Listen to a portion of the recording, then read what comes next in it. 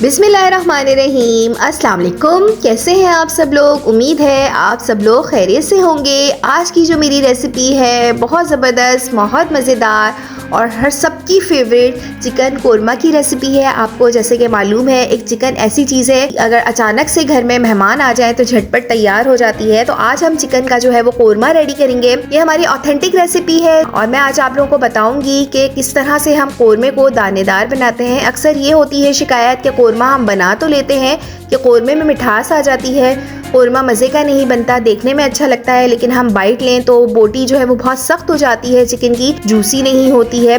तो इसकी क्या वजह है? आज हम बेहतरीन सा कोरमा रेडी करेंगे। पूरी रेसिपी को आपने शुरू से आखिर तक देखना है। बहुत सारी टिप्स मैं आप लोगों को एक एक पॉइंट पे शेयर करूंगी। आज के बाद आप लोगों को किसी और रेसिपी की ज़रूरत नहीं पड़ेगी। आपने इस रेसिपी से कोरमा बना लिया तो आपका कोरमा बहुत परफेक्ट तैयार होगा। बस आप लोगों ने रेसिपी को फॉलो करना है, बहुत बेहतरीन सा कोरमा रेडी होगा। मेरे वो व्यूअर्स जो चैनल पे नए हैं, मोस्ट वेलकम। चैनल को जरूर सब्सक्राइब कर लीजिए, बेल आइकन पे भी जरूर क्लिक कर लीजिएगा।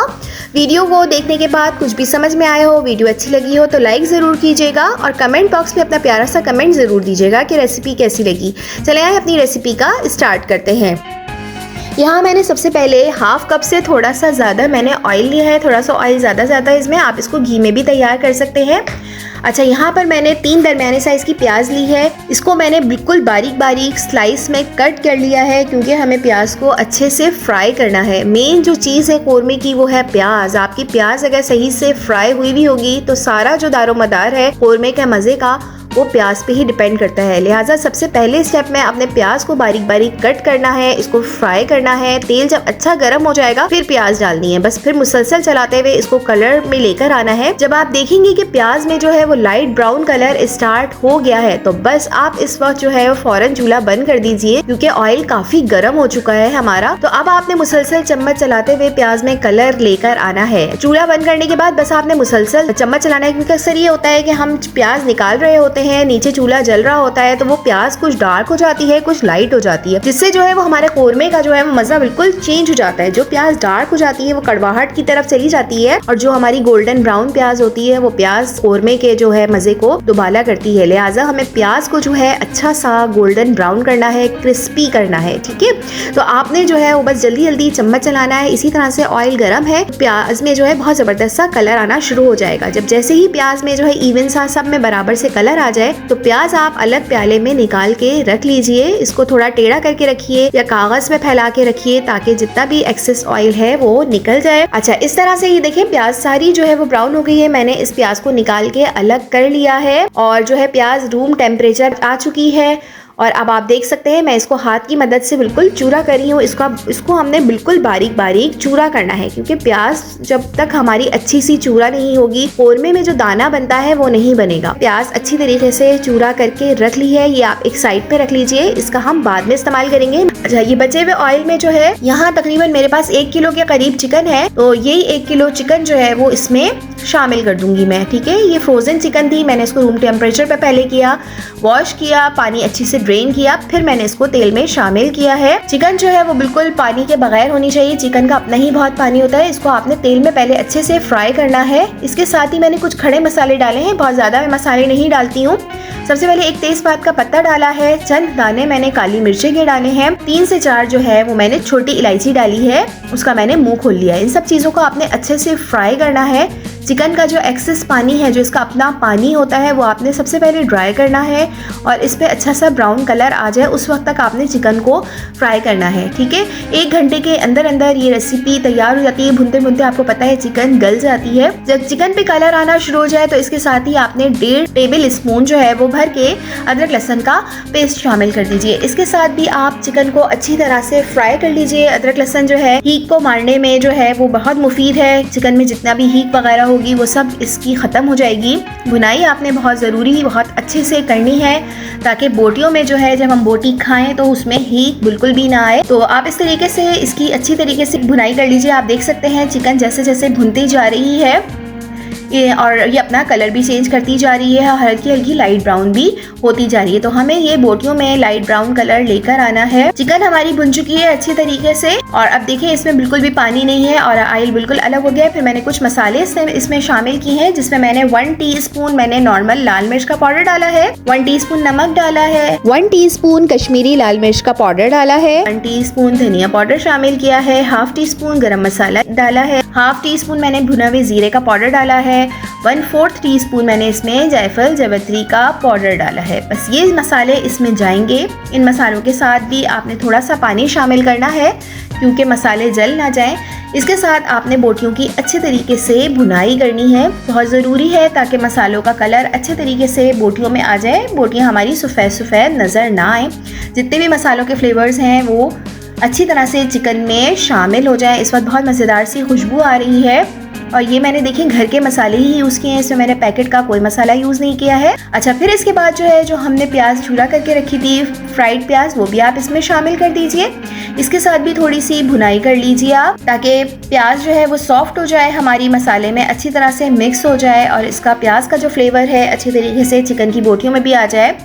तो ये जो प्याज है ये हमारे चिकन कोरमा को दानेदार बनाने में मदद करेगी। इससे हमारा चिकन कोरमा दानेदार बनता है और बहुत लजीज बनता है, टेस्टी बनता है।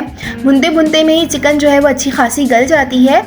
तो अभी हमने अलग से कोई पानी इस्तेमाल नहीं किया है, आगे जाके हमें जितना पानी की रिक्वायरमेंट होगी वो हम पानी उसमें डाल लेंगे। अच्छा, अब आती है दही की बारी।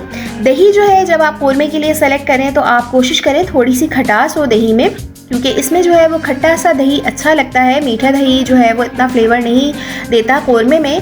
लिहाजा यहाँ पर मैंने 1 कप के करीब दही लिया है।